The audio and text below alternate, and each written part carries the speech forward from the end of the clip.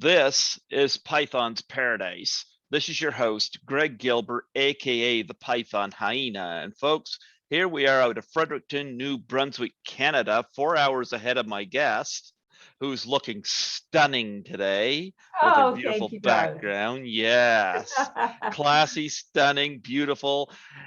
It is November the 9th, 2021. I had my guest on 6 years ago, but it was November 7th. Wow, really? Oh, that's interesting. There you go. Folks, I give you the wonderfully beautiful Dee Wallace. How do you do, Dee? I'm pretty fabulous. Thank you. Yes.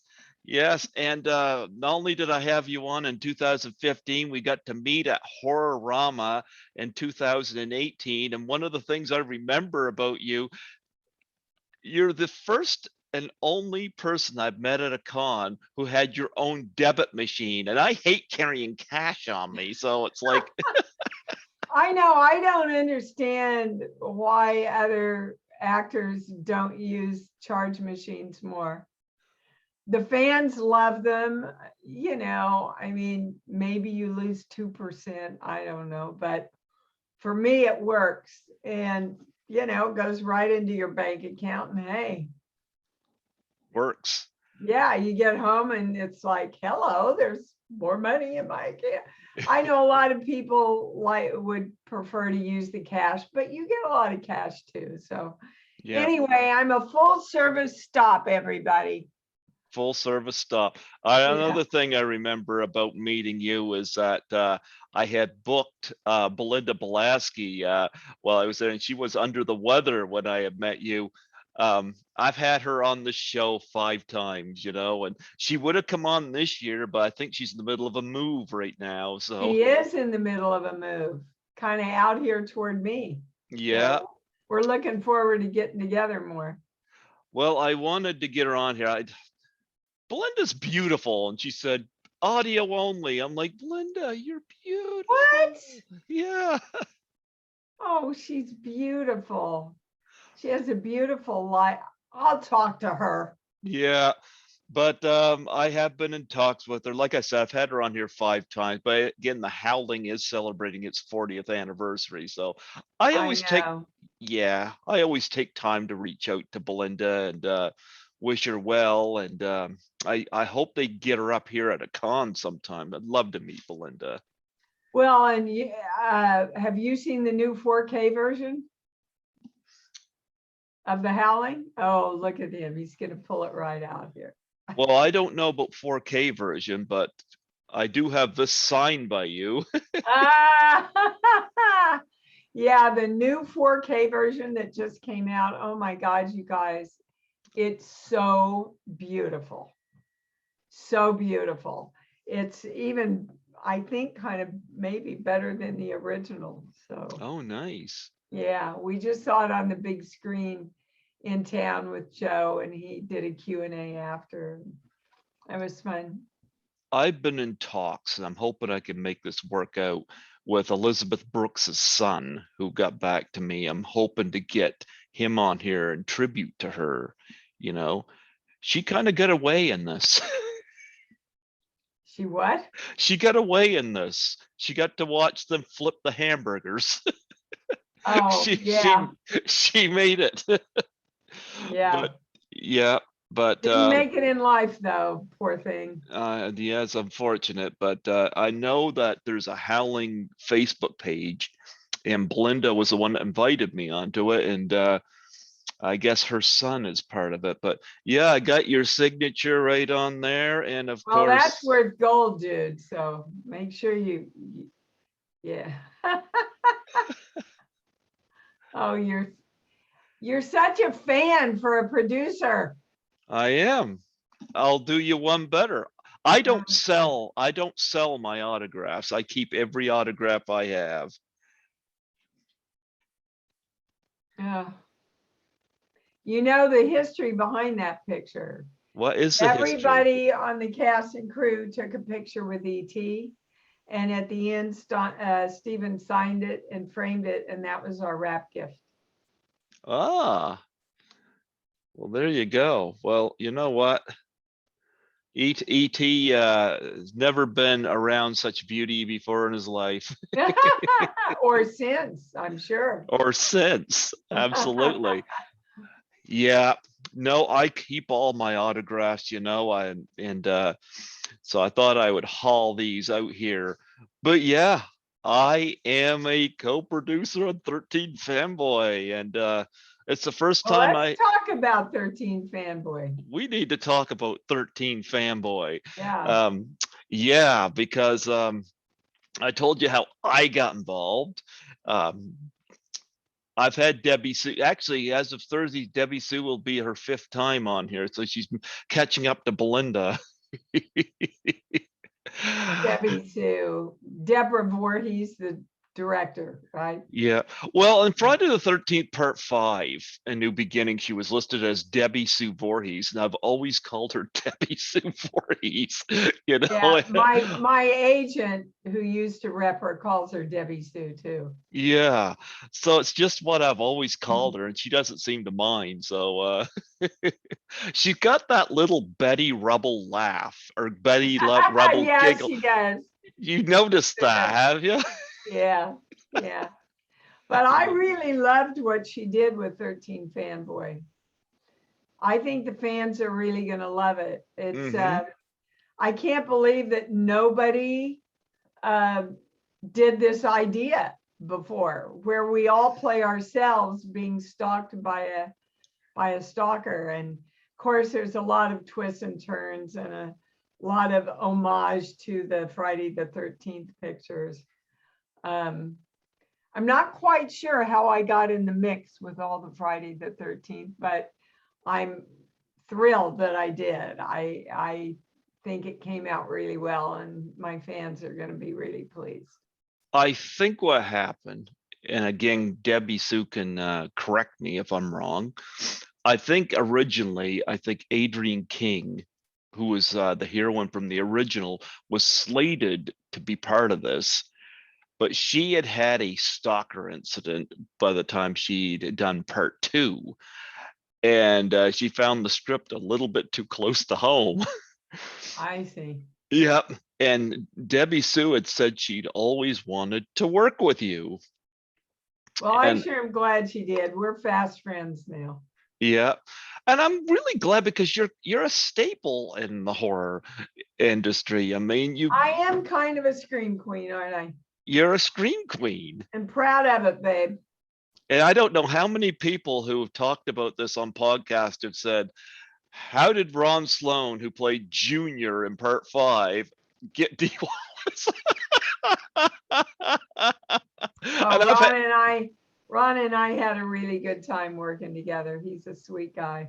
I had him on here a couple times too. In fact, I had him on here this year, and Ron's been wonderful. And I gotta say, his performance, because of course, in the part 5, he plays Junior.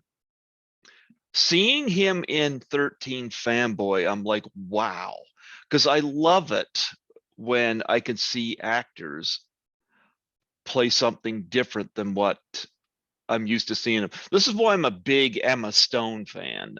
Emma Stone seems to be able to constantly surprise me every time I see her, you know? Yeah, I do. Yeah. Have you I seen let Three from Hell? didn't see Three from Hell. I've Oh seen my God. You should see Three from Hell and see how ugly I can really look. oh come on. Oh no. Oh no, no. Rob sent me the script and I went, oh my God, Rob, I have to do this. But I have to look like shit. I have to dye my hair brown, no makeup. Can I have horn rim glasses? You know, and there was a slight pause in the email and he wrote back, okay. I we didn't get Three from Hell here. Well, actually, we didn't even get House of a Thousand Corpses here. We did get Devil's Rejects here, which I really, really enjoyed. I I'll saw, stream it. You know, you can get anything, stream it or on yeah, demand or whatever. but I mean, I do like Sherry Moon Zombie, I gotta say. I love both of them as people, Hmm. just great people. And I love to work with both of them, but I love to work with Rob as a director. You We worked just with have him. fun. You worked with him quite a bit. I mean, Lords Yeah, of I have. Salem, you know. Yep. Speaking of Lords of Salem, I just met Kim Furry at Frightmare in the Falls.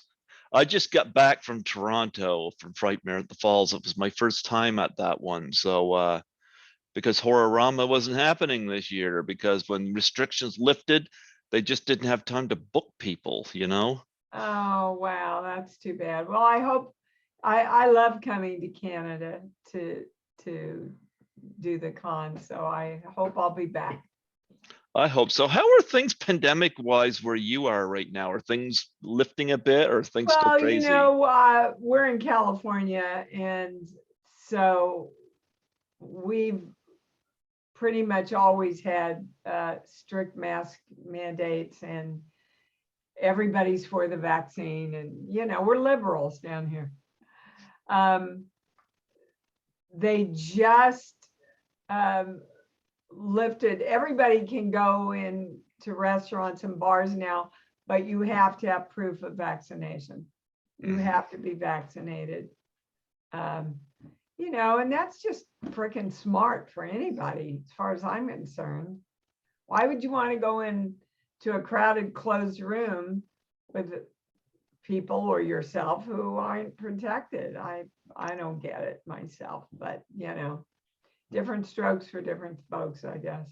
When you got your vaccination, did ET give it to you? Did his No, I would finger have glow? punched him one if he did. He could have Uh, made his finger glow and he could have punched. yeah, if only it had been that easy. Yeah. And then he would have said, phone home. Yeah. Well, talk about first meeting Debbie Sue Voorhees. How did she approach you on 13 Fanboy? Well, she first approached me through, sending it to my agent. And then we had a Zoom meeting. And I just really loved who she was. And I thought the premise of the movie was so interesting. And I knew a lot of these other actresses that were going to be participating in it. And I don't know, I just trusted her. I liked her and I trusted her. And it's a lower independent film, and it's quite good for what it is. You know, when I saw it on YouTube. Like I said, I would have preferred to see it on the big screen, but I'd never bought a movie on YouTube before. But since Halloween Kills got spoiled for me, just one day afterwards, I was like, I didn't want 13 Fanboy spoiled for me, considering the fact that my name is on it. So I went on, I actually got done a 16-hour work shift.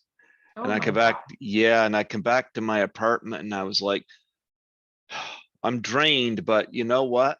I'm going to hear about this if I don't. So I actually went on YouTube, and the first time I ever ordered a movie, and that was 13 Fanboy. I watched it 3 times, and Did it get better? I loved it. But It I'm got gonna better say, each time you watched it? here's the thing. I was completely wrong. I thought it was one of Debbie Sue's dogs that were the fanboy. What? I thought one of her dogs were the fanboy. Those things she has in the videos are all yappy and Oh, friendly. I'm like, I those. love her dogs. They were on the set I every day. I I said to her, "Oh my God, if only every set could bring their dogs." When I did NCIS, everybody had their dogs on the set. They carried them around in little backpacks, and I was in heaven. If there's a dog around, I'm instantly in joy and balanced. I got a I'm kitty. Yeah, kitties are fine, He's but over there. I'm really a dog person. Kitty's over there looking at the register over there right now, the heater.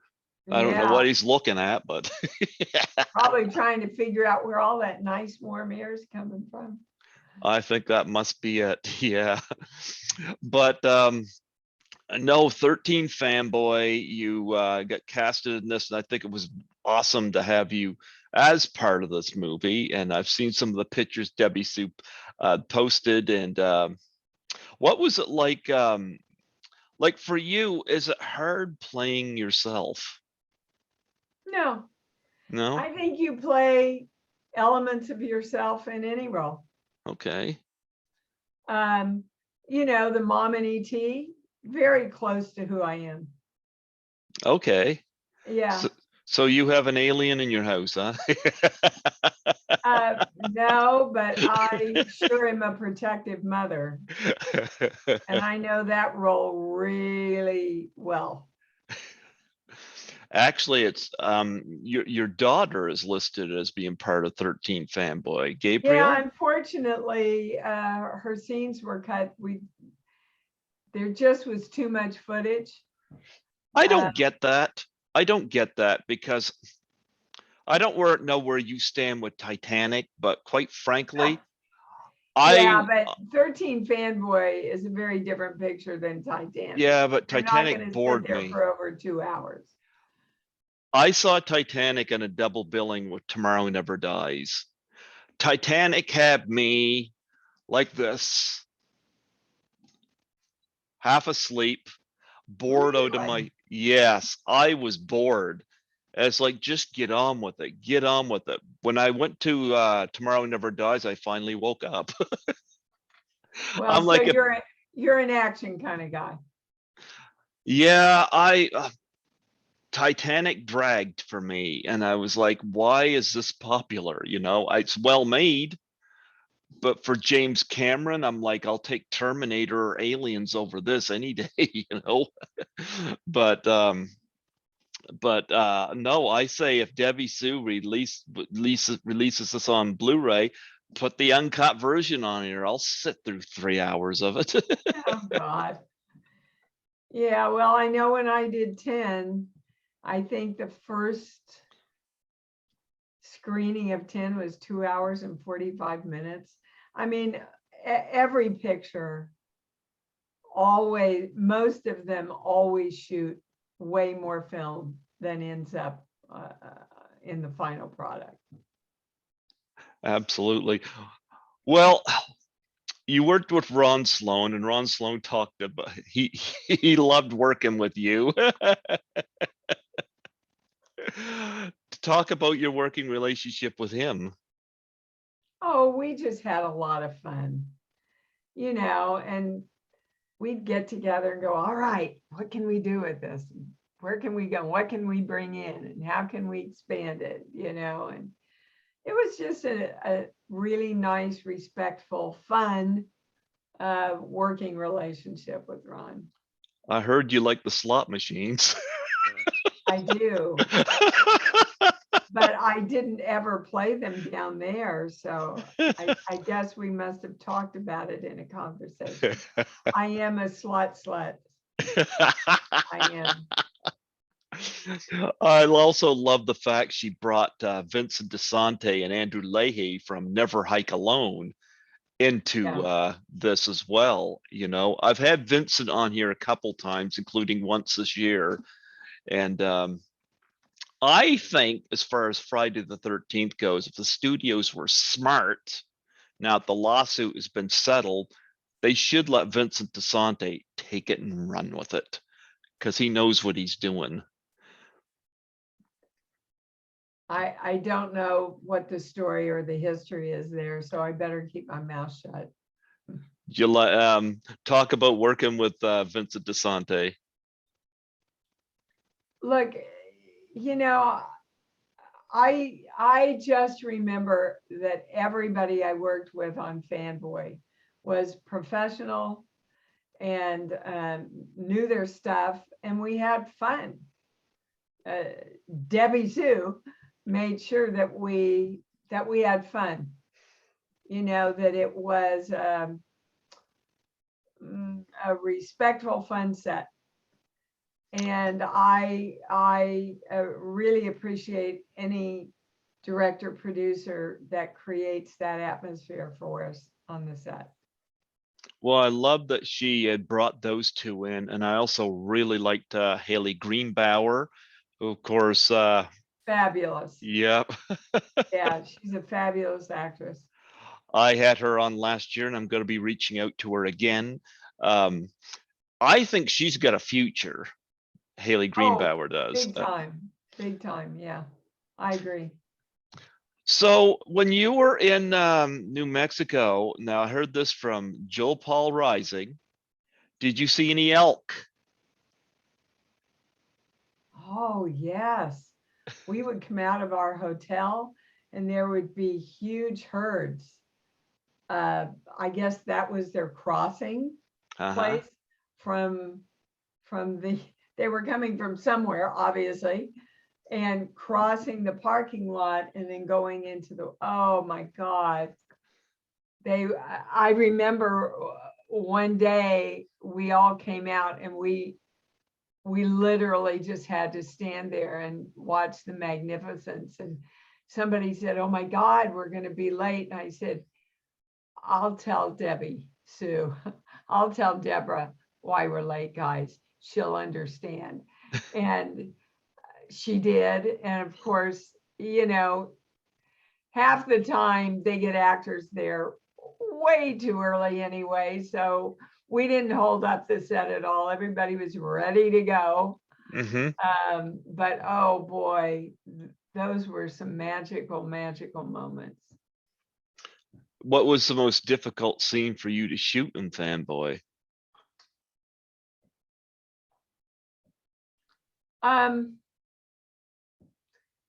Interestingly enough, it was at the end when I can't move.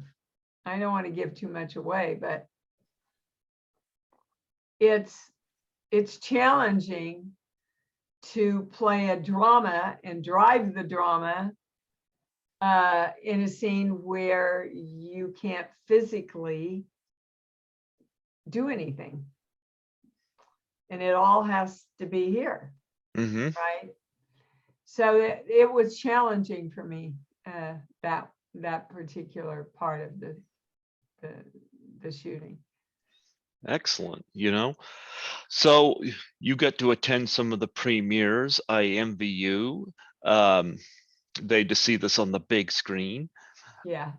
Talk about the premiere. How did that go? Oh, it was so great. We all got together and had drinks and ate at this bar in Hollywood, and then schlepped over to the theater to see it. And it was a perfect size theater. They did ask, actually, again, you had to show your vaccination card to get into the theater. It was just, you know, movies are different on the big screen. They are. It's a different kind of magic. I agree. You see it on the big screen. But don't let that keep anybody from going out and streaming it or getting it, because you're going to like it. You're going to have a good ride. It's a good Friday night ride. Yeah, like I said, I told Debbie Sue I was going to be in Toronto for Frightmare in the Falls, and I said, is there any chance that this will play? Because I knew it wouldn't play here in New Brunswick, Lord forbid. But I thought Toronto would be a good bet, and no Canadian dates. I'm kind of let down by that, but yeah. Well, it was a very limited release. But I'm happy we got a theatrical release at all these days. You know, even the big major studio films just go right to streaming or pay for play or whatever. Well, I wore this, and I brought this little doodad with me. Oh, that's cool. Yeah. You have all that stuff made up? No, it was on the 13th Fanboy well, the Perks or something. I don't know what it was. This one was Oh. done when Tom Matthews and Adrian King were both still part of the movies, although you're right there. Yeah, Right there. you're right there. And Haley Greenbauer is on there right beside you. So I brought those and I advertised, promoted this when I was in Toronto the last couple times I was there. Granted, we 2020 had an interruption in there where I couldn't go, Yeah, but um, but nonetheless, I did meet CJ Graham at yeah. Frightmare in the Falls, and I got a picture with him, and he's holding the T-shirt up. Oh, great. Yep. Actually, I put Nancy McLaughlin, who was in part 6 with him, on speakerphone when I Oh, approached. wow. Yeah, they chatted for about 5 minutes. So, Oh, that's nice. yeah. But I did want to mention though, I'm going to try not to go too far into your past, but this is going to be celebrating Yep, 40th anniversary next year. yep. How does that Staggering, make huh? you? Yeah, I saw this at the drive-in when Oh, I was wow. young. Yeah, yeah. Oh my goodness, like that image, everybody remembers that image. And you, of course, play the mom. Drew Barrymore became a massive star, you know. Um, what are your lasting thoughts on being part of ET, the Extraterrestrial? Hey, I'm just glad to be a part of a film that's positive, that raises people up, that reminds them that it's important to keep our hearts open Mm-hmm. and be there for each other. I mean, you know, dear God, ET is an alien. And what would we do with that in a lot of places in our world? We'd judge that, wouldn't we? Mm-hmm. Too much judgment going on, guys, in the world. Too much judgment. Don't be part of it. Don't be part of it. Do you often get together with Henry Thomas at the cons? Oh, What's that yeah. like? Henry and Robert and I do a lot of conventions together.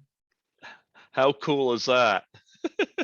Well, it's fun to be with my boys. And it's fun. The New Jersey Horror Con that's coming up, I'll be there with both Henry and Danny. And uh, Days of the Dead in Atlanta, in Chicago.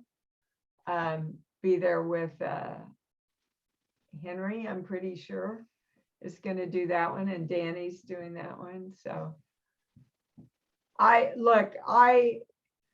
so lucked out with all the kids that I've worked with over my career. Um, the kids in the new Lassie, kids in ET, Danny and Cujo. I mean, I've just really lucked out and gotten the best of the best. And I don't know, I love working with kids because kids don't have an agenda Mm-hmm. and they don't come in with a lot of ideas unless their moms have screwed around with them too much. You know, they're just there in the moment with you.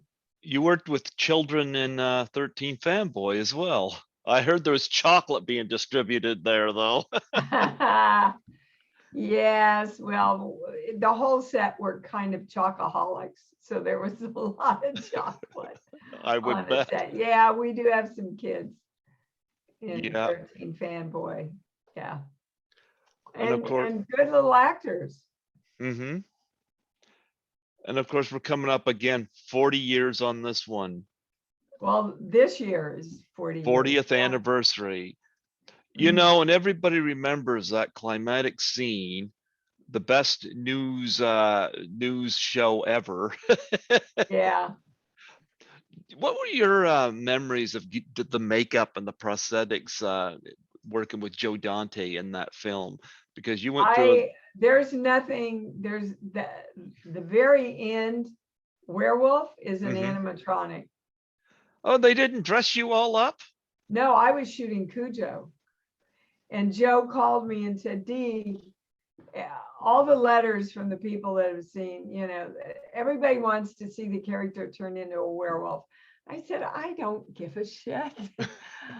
But just make her a little more vulnerable because she's fought so hard against it. So Joe, Joe's humor. He comes up, he and Rob, with this Bambi werewolf. And it's kind of a signature of the film, really. Pretty funny, I think. I was always wondered why they decided to off Belinda Belansky's character and they had Dennis Dugan's character be the one. I would have reversed that. I would have had Belansky where she was close to your character. I would have had her be the one to do Got that me, final. baby. Yeah. That's a question for Joe Dante. I never liked it when Belansky got offed. I loved her so much in this movie, She's Yeah. really good in the movie. And you mentioned Cujo. I have interviewed Jean Coulter, the stunt woman from that film, and boy, did she have some stories. I bet. She faced an injury in that movie. Well, yeah. And it really wasn't anybody's fault. The dogs, I don't know how she presented it, but this is the story that I was always given. She was pleasant. She was very pleasant. Oh, yeah. She's a beautiful, beautiful lady and really saved my butt a couple of times. Yeah. But I had begged Dan Blatt to let me do that whole attack scene. And he was going to, and then the morning of, he said, Dee, if you get hurt, well, you're the money, and then we go down. So it ended up being me and the stunt guy in the dog suit, Gary Morgan, and Jean and the real dog. And the dogs were all trained to go after toys. And those dogs were trained within an inch of their lives. So she had the toy around her neck. And when she leaned forward, that was the dog's cue to lunge. As soon as she pulled back, the dog pulled back. That's how well they were trained. Okay. And so the story I got anyway is they got it like in one take, I think. And Louis Teague said, yeah, we got it. And she came forward and went, yeah. And nobody had a hand on the dog. So the dog leapt forward and took off a little piece of her nose. Yeah. Well, even she said it was an accident, even she said that. Yeah. Yeah. And they picked it up. They took her sort of back on. She looks absolutely beautiful, doesn't she? Really beautiful. But, Dan came up to me and said, CD, that's why we didn't want you to do it, because it was nobody's fault, but it was a lapse in timing, really. Yeah. You've done a lot of horror films, like in the 70s. Hills Have Eyes. You worked with Wes Craven.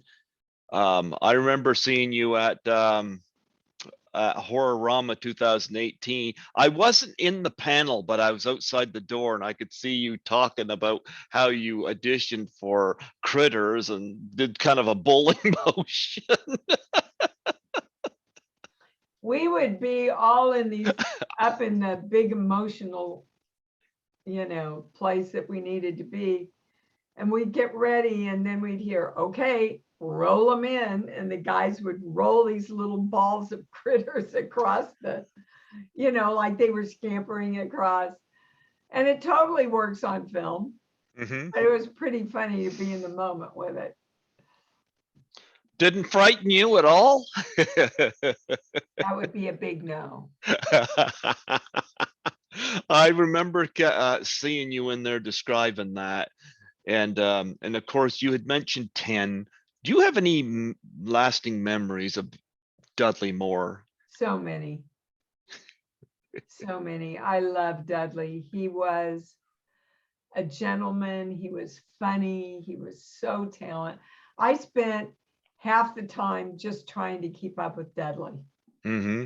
You know, Blake wrote the script and he was watching it. It was just at the beginning when directors watched on the monitor instead of on the set. Uh-huh. And he was in the sound stage next to us, and we finished the scene, and there was this pause, and he went, well, I don't know who the hell wrote it, but we're going to print it because we had just gone all over the place, you know.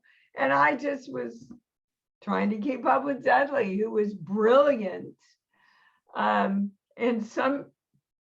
somewhat stay on the script at the same time. Somewhat. Dudley and I danced on a few tabletops in Mexico, along with the rest of the crew. When we would go out and party every once in a while. Not a lot, but every once in a while. And I gotta admit, I hated seeing you get killed off in Hills Have Eyes. I think they should have let you live. you know, that's really funny because when they killed me off in Halloween, Yeah. I couldn't believe the amount of texts and emails I got. Oh my God, you don't kill Dee Wallace. And it occurred to me that I really hadn't died on screen until the first movie that I ever did, you know? So it's so interesting what the fans, what they get excited about and what they're invested in. You know, I just love them. I love them so much. Michael Berryman was supposed to be at Frightmare in the Falls, and he ended up having to postpone. But that was your first movie because you're listed for Stepford Wives. Well, yeah, you know what I did in Stepford Wives? I came out, I put a tray down, and I went, yeah, that's it. And then they said, "There's our next star," Yeah, right. and they were distracted I through mean, the I rest think of the I had movie. a little more than that, but it didn't end up in the movie. Yeah. But that day, watching those three actresses, you could not have three more different actresses and characters to work with. I mean, they were so different. Tina Louise would walk around with her little umbrella, Uh-huh. and Catherine Ross was just, hey, let's get the friggin' scene done, right? Mm-hmm. I mean,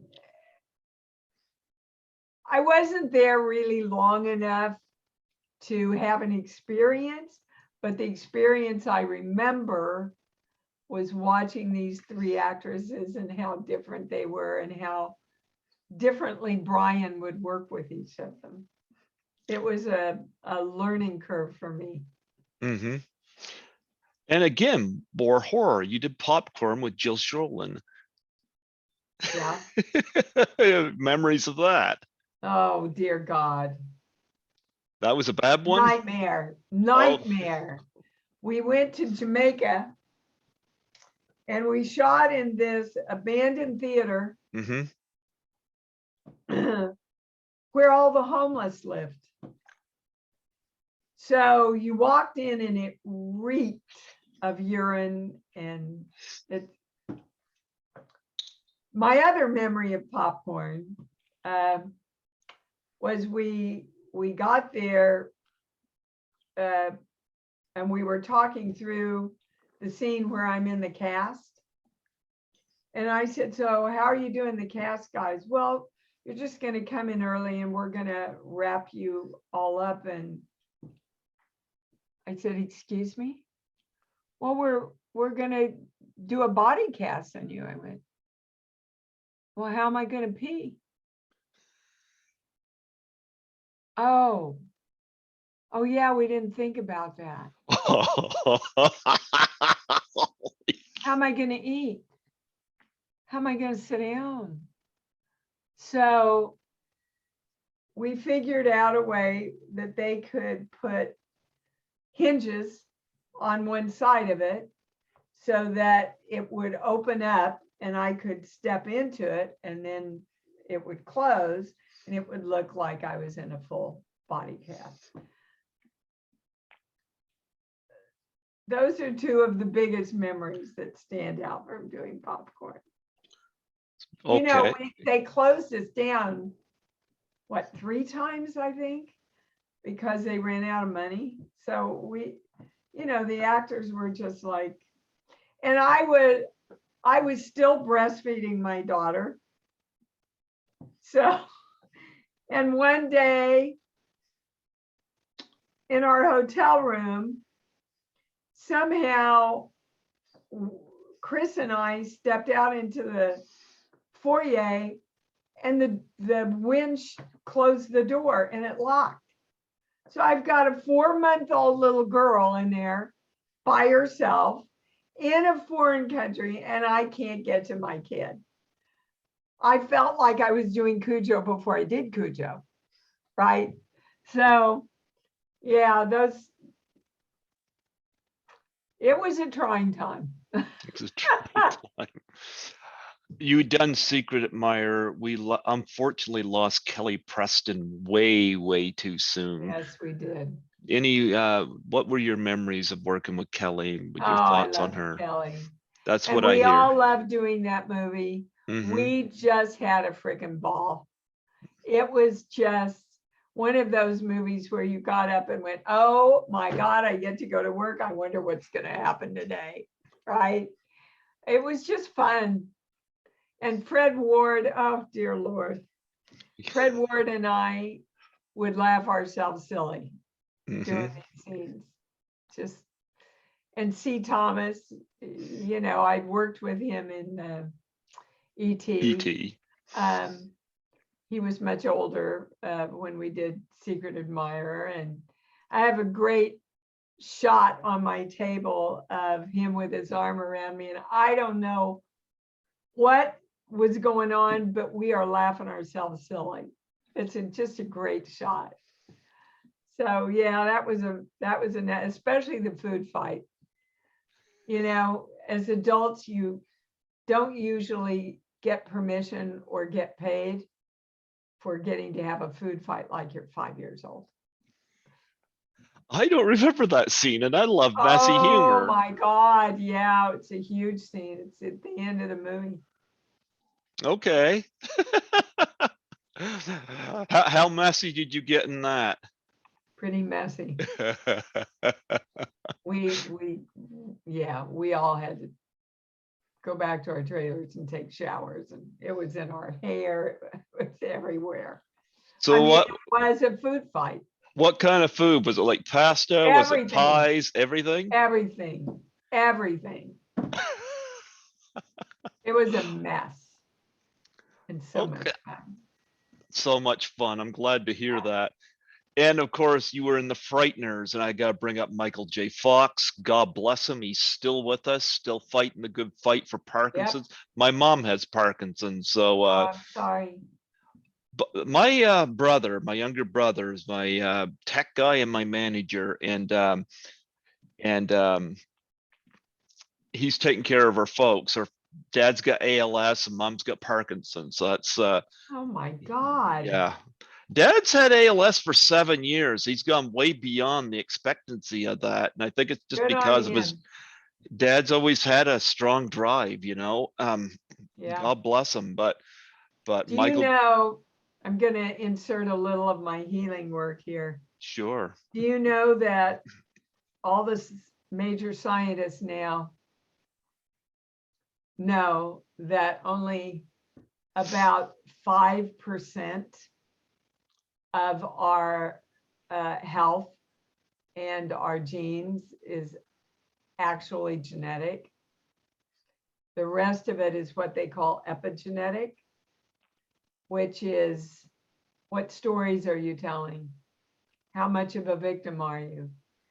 How much are you holding on to that's not serving you anymore? Mhm. And it breaks our DNA down.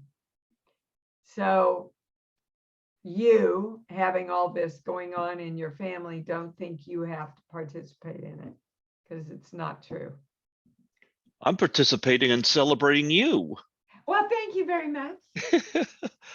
What were your memories working with Michael J. Fox? I gotta ask that.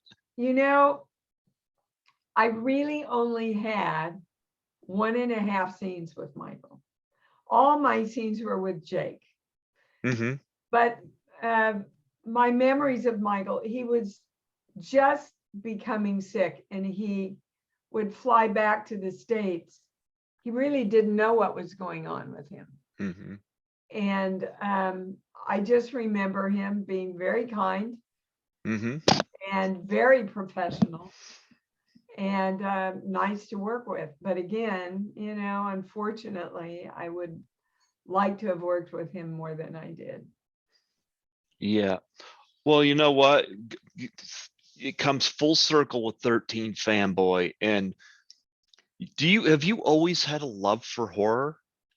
No, No? no, I didn't go looking for horror. Horror found me. Yeah. And then I went, oh, wow. I get to use all my emotional life. I get to play all these great arcs. I get to use multiple levels of me. And I just really started loving doing horror. Do I watch horror? Hardly at all. Just turn the news on. You can get enough of it. Yeah, seriously. But do you know that horror film, watching a horror film, strengthens your DNA, helps you deal with your anxiety, um, releases positive hormones. So those of us that are in the horror industry are really a full service industry for our watchers out there. You know, it's true. If you're questioning me at all, go just Google the positive effects of horror. That's why Disney has a bad, evil, scary character in each of its films, Hmm. because then kids can sit in a safe environment with people they love and practice handling their fear. Well, Hmm. what do you think we're doing when we go to a theater? Yep. Same thing. You worked with some incredible people throughout your career. I'd had Blake Edwards' daughter on here earlier this year, and Oh, yep, Jennifer, she's a yeah. hoot. You worked with Wes Craven, you worked with Rob Zombie, you worked with a lot of terrific talents. I mean, who'd have thought Drew Barrymore would be she just, and of course everybody Me. remembers her from E.T., you know? I knew it the first day on the set. She came up to me in my high director's chair and she looked up and she said, "Hi, Dee, I'm going to sit on your lap now." And I went, "Okay, Drew, come on up." She was a little director even back then, so it doesn't surprise me at all. Yeah. So yeah, you've had an incredible career, and like I said, it's great to see you still doing horror. Since I didn't get to the premieres or any of the screenings, what was that atmosphere like with an audience? 13 Fanboy. Oh, it was great. You know, but you're watching with an audience that wants to love it. Family, friends, people that are big fans of the Friday the 13th franchise, Hmm. you know. So it was great. Everybody felt really loved and really accomplished, and everybody loved it. Well, it was wonderful meeting you at Horrorama. I hope Chris Alexander brings you back. Me too. You remember your experience fondly from being there? Gosh, honey, it was a little while ago. And you have to understand, I do probably 6 to 8 conventions a year. You're So popular. I don't, I don't, they all kind of become one for me. I just know that I love Canada. I love the people there. And I love to go to the conventions there because they're just really kind and warm and welcoming. I just love Canada. I've shot there a lot and I just really love the people there. That just brought something to mind because you did a movie right here called Killing Ruth the Snuff Dialogues with Doug Sutherland. Uh-huh. Yeah, you don't remember it, do you? Well, kind of, sort of. Doug Kind of, spoke very sort of. highly of you. Oh, well, thank you. I'm Yep, glad. that played at the film festival here one year, and Doug was there, and he spoke of working with you, and all kind words, yeah, come out He of his mouth. better. He You tell him better. I'll get him if he doesn't. You'll get him. We got to address your web page because I know last time you was on here 6 years ago, you had a little cuddly bear you were promoting, and are you still selling those? I'm not still selling those, but the first book based on Bubble just came out for pre-order. It's really an accompaniment to my adult book, Born, Giving Birth to a New You. And they're both for pre-order on Amazon and Barnes and Noble. And then they'll be in the stores in December. But I'm really excited. First of all, the illustrations are just beautiful in the book. But if I'd had this book when my daughter was little, I would have gotten it in a snap of a finger because it's really teaching the first principle that all of us need to know, which is you get to choose who you are. You get to choose your thoughts. You get to choose your feelings. You get to choose your perspectives. That means you're the creator of you. And Bubble, which is the little bear, teaches the little boy that he shouldn't listen to everybody else. He should choose who he wants to be. And then, going into the adult book, when however we define ourselves is literally a direction to energy, and the energy follows that, and that's how we create who we are. Did Henry Thomas and Drew Barrymore get a bear? No, it came after that. You should have sent them a bear. It came way after they were. Yeah, but still, They were way too old for it by the time we did it. How much you can correct me if I'm wrong. Do they still call you mom? No. They call me Dee like they called me Mary. So. Ah, listen, do you have any charities that you want to plug on here too? I love the tree people, especially because of all the horrible fires that have plagued the West right now. And I'm a big supporter of Save the Children because I know if we don't save our children, our world is doomed. Absolutely, absolutely.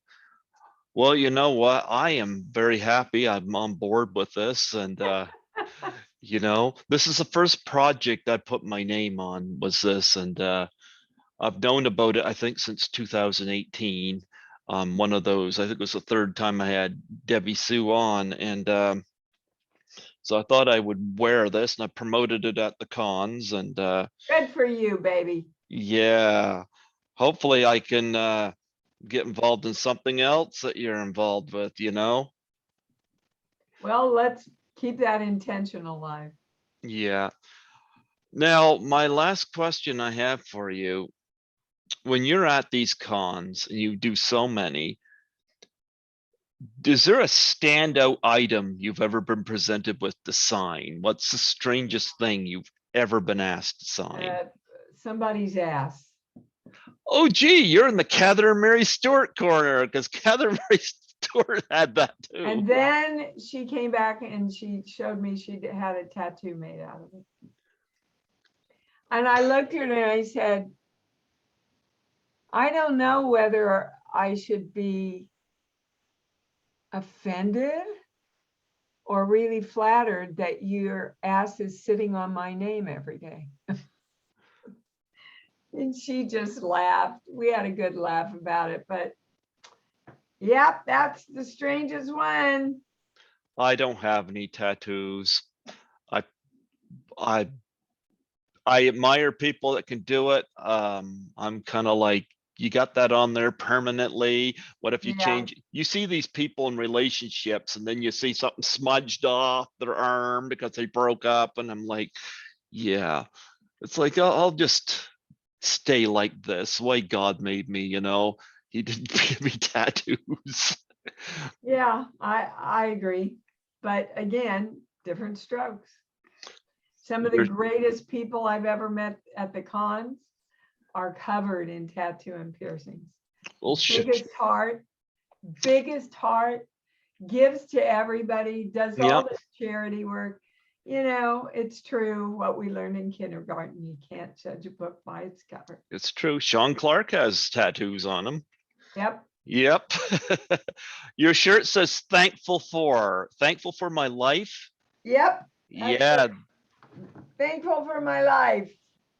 And I Yeah. am, boy, I am. We're thankful for you too. Like, look, Thank you. what an amazing career. Like, I mean, I don't even know how much you get to work with Stephen King and Cujo, but I mean, you've had some massive names. And I remember even in the last interview, and I didn't remember this. You said you actually did a nude scene in 10, and you said, I think that was like, I reflect on all of this, and it's like you got Well, I was this. nude in 10, but you never see me nude in the front. I turn around with the sheet and you see my ass walk away.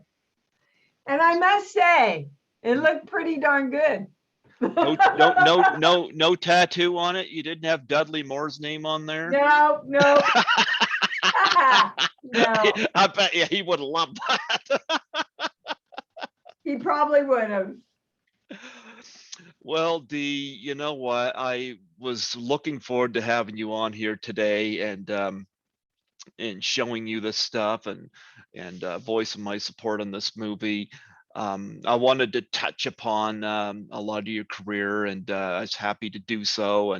And I hope it's been pleasant for you. Oh, Um, yeah, it's been fun. but I really had a delight in meeting you at Horrorama, and I hope to get to see you at another one. I know you've done Frightmare in the Falls before. Yes. Yeah, I had just done my first Frightmare, so and I'd done one Comic Con in Toronto. Toronto seems to be my spot, because one of my guests had invited me to a sister at Horrorama in Toronto in 2017, and I got the bug. It's like, this Yeah, I is know. fun. And the horror fans, especially the horror conventions, Oh, best in the world. they're so communal. Best in the world. Yeah. They are so awesome. And yeah.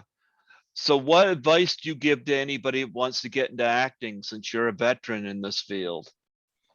Well, make sure you love it. Mm-hmm. Make sure you know you don't have to be anybody but who you are, because they're looking for you. Mm-hmm. Most actors think they have to be somebody else, become something else. They're really looking for the authenticity of who you are. Well, you know what? I was so happy to have you on here today. Here you are, and I'm going to tell you, you look as stunning today as you did back when you did 10 and Hills Have Eyes there in the 70s. Thank you, darling. I appreciate that. Yeah. Before I let you go, would you mind doing a plug for my show? Sure. Just state your name and say you're listening to Greg Gilbert on Python's Paradise. Python's Paradise. Yeah. Okay. Hi, I'm Dee Wallace, and you're listening to Greg Gilbert on Python's Paradise. And what a wonderful pleasure it was to meet you. And now Again, connected on this yep. film, that's a blessing in itself, and it's so wonderful. Dee, we are approaching Christmas. I hope you have a wonderful one. Oh, I Thank you. will. Absolutely. I thank you for coming on here, and I'm going to keep an eye on what you're doing, because I'm hoping if there's a sequel to 13 Fanboy, I hope Debbie Sue brings you back. Okay, I'll let her know that. Absolutely. I'll let her know that Thursday when I have her on. All right. Give her a big hug and a kiss for me. Absolutely. Absolutely. God bless you, and thank you so much for allowing me the honor of chatting with you today. You too, sweetheart. Thank you. And much love to everybody out there. Bye-bye. Bye-bye.